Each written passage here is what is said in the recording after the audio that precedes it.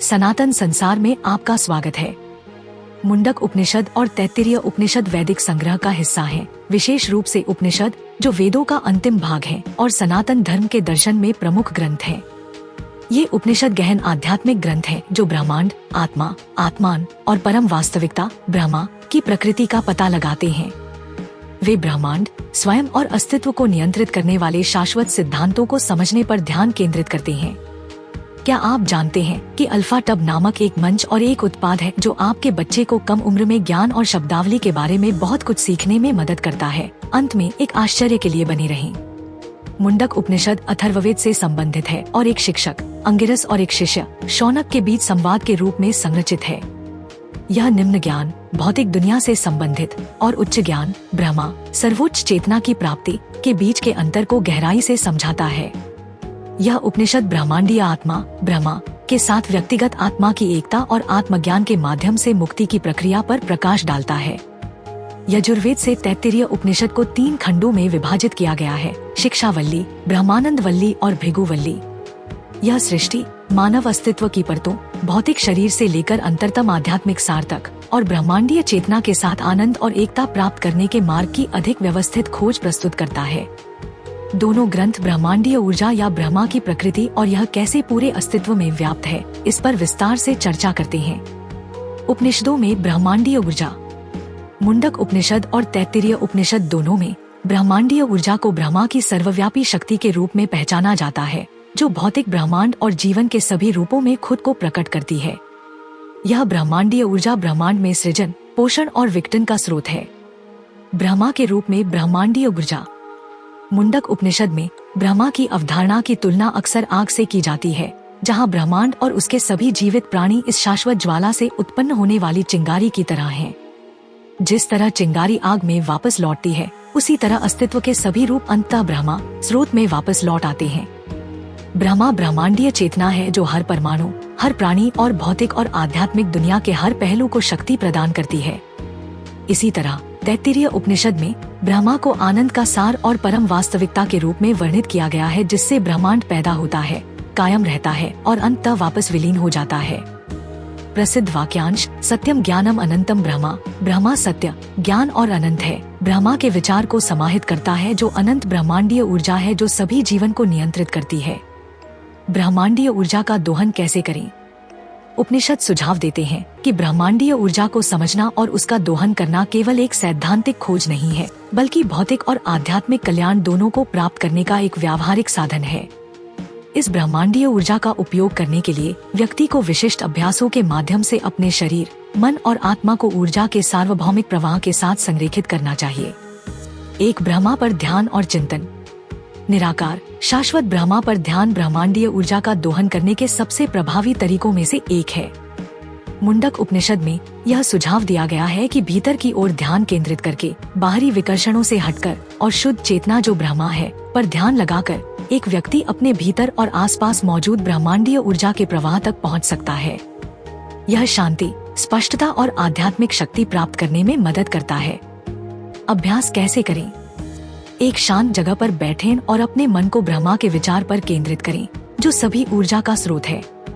इस ऊर्जा को एक चमकती हुई रोशनी या एक अंधेन लौ के रूप में कल्पना करें, जो आपके भीतर और आपके परे फैली हुई है। अपने ध्यान को गहरा करके आप खुद को इस सार्वभौमिक ऊर्जा के साथ जोड़ते हैं और अपने जीवन में आंतरिक और बाहरी दोनों तरह से सामंजस्य स्थापित करना शुरू कर सकते हैं। 2. प्राणायाम, सांस पर नियंत्रण। तैत्तिरीय उपनिषद में सांस, प्राण को एक महत्वपूर्ण शक्ति के रूप में वर्णित किया गया है जो पूरे शरीर में ब्रह्मांडीय ऊर्जा को ले जाती है। नियंत्रित श्वास अभ्यास का अभ्यास करके, जिसे प्राणायाम के रूप में जाना जाता है, व्यक्ति शरीर के भीतर ब्रह्मांडीय ऊर्जा के प्रवाह को नियंत्रित और बढ़ा सकता है। यह जीवन शक्ति को बढ़ाता है, मानसिक क्षमताओं को तेज करता है और आध्यात्मिक विकास को बढ़ावा देता है। अभ्यास कैसे करें? नाड़ी शोधन, वैकल्पिक नासिका श्वास जैसी सरल तकनीकें शरीर में ऊर्जा चैनलों को साफ करने, मस्तिष्क के बाएं और दाएं गोलार्धों को संतुलित करने और मन की शांत स्थिति को बढ़ावा देने में मदद करती हैं। जैसे ही आप सांस अंदर लेते हैं, कल्पना करें कि ब्रह्मांडीय ऊर्जा आपके शरीर में प्रवेश कर रही है और हर कोशिका को प्रकाश और जीवन शक्ति से भर रही है। जैसे ही आप सांस बाहर छोड़ते हैं, कल्पना करें कि सारा तनाव, नकारात्मकता और अशुद्धियां आपके शरीर से बाहर निकल रही हैं। मंत्रोच्चारण। मुंडका उपनिषद और अन्य वैदिक ग्रंथ ब्रह्मांडीय ऊर्जा के साथ खुद को संरेखित करने में पवित्र ध्वनि कंपन या मंत्रों की शक्ति को उजागर करते हैं।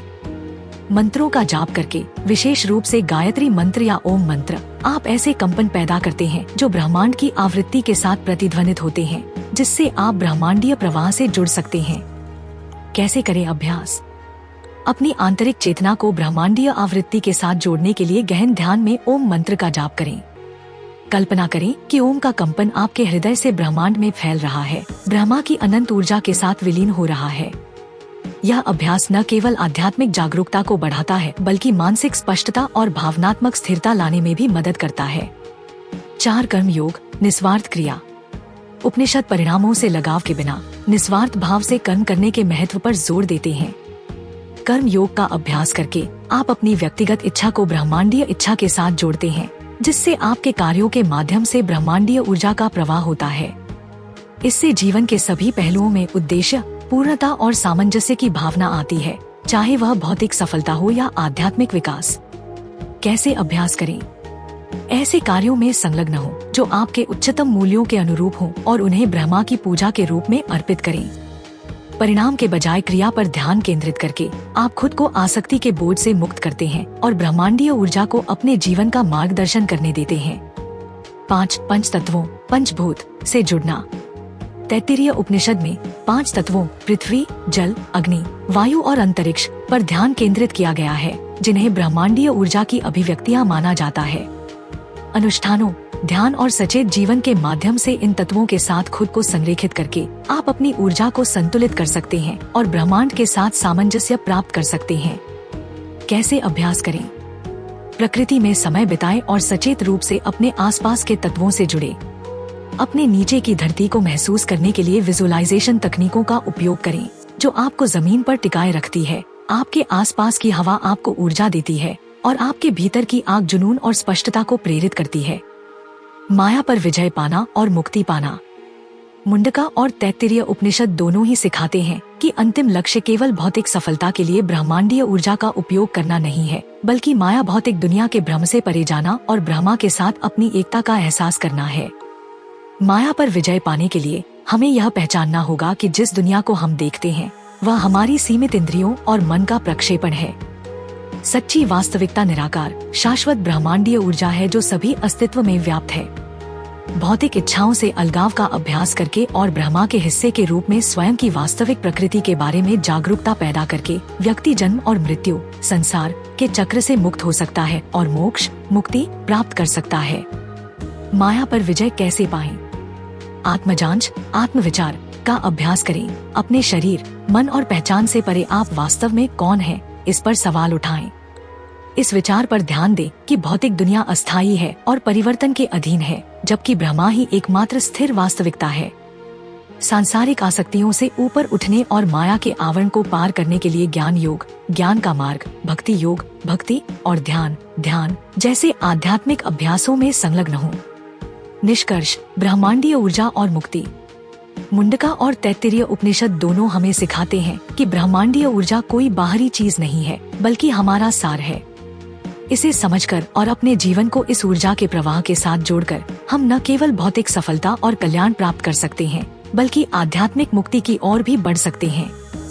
ध्यान, मंत्र, निस्वार्थ कर्म और सच्चे सुख के प्रति जागरूकता के माध्यम से हम इस अनंत ऊर्जा का दोहन कर सकते हैं और अपनी दिव्य प्रकृति का एहसास कर सकते हैं। अंततः माया के भ्रम से परे जाकर सभी अस्तित्व के स्रोत ब्रह्म के साथ एक हो सकते हैं। अब कल्पना करें कि इन प्राचीन ग्रंथों को नए दृष्टिकोण से देखें कि वे आधुनिक वैज्ञानिक जांच के साथ कैसे प्रतिध्वनित होते हैं और उन काव्यात्मक और आध्यात्मिक छंदों को उजागर करें जो पीढ़ियों से चले आ रहे हैं। हमारा केवल सदस्यों के लिए वीडियो आपको नासदीय सूक्त के माध्यम से एक यात्रा पर ले जाता है, जो अस्तित्वगत और ब्रह्मांड संबंधी प्रश्नों की खोज करता है, जिन्होंने सहस्राब्दियों से मानवता को उलझन में डाला है। यदि आप प्राचीन ज्ञान के बारे में भावुक हैं, ब्रह्मांड के बारे में उत्सुक हैं, या बस विभिन्न दृष्टिकोणों के बारे में सीखना पसंद करते हैं, तो यह एक ऐसा वीडियो है जिसे आप मिस नहीं कर सकते। यह गहन व्याख्याओं, मूल संस्कृत छंदों और उनके अनुवादों से भरा हुआ है, जो आपको एक समृद्ध और व्यावहारिक अनुभव प्रदान करता है। तो आप इस अद्भुत वीडियो को कैसे देख सकते हैं? यह आसान है, बस हमारे चैनल का सदस्य बने। इसमें शामिल होने से आपको इस वीडियो और इसके जैसे कई अन्य वीडियो तक विशेष पहुंच मिलेगी, जो प्राचीन ग्रंथों में गहराई से उतरेंगे और हमारी आधुनिक दुनिया के लिए उनकी प्रासंगिकता की खोज करेंगे। सदस्य के रूप में आपको ये चीजें पसंद आएंगी।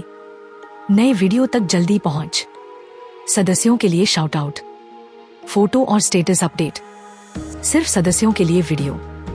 ऋग्वेद और अन्य प्राचीन ग्रंथों के गहन ज्ञान को जानने के इस अवसर को न चुकें। नीचे दिए गए ज्वाइन बटन पर क्लिक करें और आइए मिलकर ब्रह्मांड के रहस्यों का पता लगाएं। मुझे अल्फाटब क्यों पसंद है? अल्फाटब छोटे बच्चों को कम उम्र में ही सनातन मूल्यों, ज्ञान और शब्दावली से परिचित कराने के दिलचस्प तरीके प्रदान करता है। अल्फाटब बच्चों की शिक्षा के लिए एक अनूठी अवधारणा के साथ एक शब्दावली किट भी है। यह स्कूलों में भी एक बेहतरीन किट के रूप में काम कर सकता है। माता पिता अल्फाटब मोबाइल ऐप का उपयोग करके बहुत सारे टब शीट और टब कार्ड बना सकते हैं और अल्फाटब का उपयोग करके मजेदार गेम के माध्यम से अपने बच्चों के साथ जुड़ सकते हैं। मैंने अल्फाटब ऐप का उपयोग किया है और वीडियो में दिखाए अनुसार टब कार्ड बनाए हैं। जब मैंने पहली बार अल्फाटब देखा तो मुझे पता था कि मेरे भतीजे और भतीजी इसे पसंद करेंगे। यह बच्चों के अनुकूल सामग्री से बना है, बहुत अच्छी गुणवत्ता वाला है, टूटने वाला नहीं है और लंबे समय तक चलेगा। मेरे प्रोमो कोड सनातन से 20% छूट प्राप्त करें, लिंक विवरण में है। यह हमारा सौभाग्य है कि हम अपने सनातन धर्म के ऐसे अद्भुत ज्ञान को फैलाने में सक्षम हैं। हम चाहते हैं कि आप अधिक से अधिक लोगों तक पहुंचने में आपकी मदद करें, ताकि वे हमारे धर्म के बारे में जान सके। हमारा आपसे अनुरोध है कि हमारे वीडियो को अधिक से अधिक लोगों तक साझा करें। कृपया हमारे अन्य वीडियो देखें। सनातन इतिहास के अधिक वीडियो के लिए सनातन संसार आई की सदस्यता लें।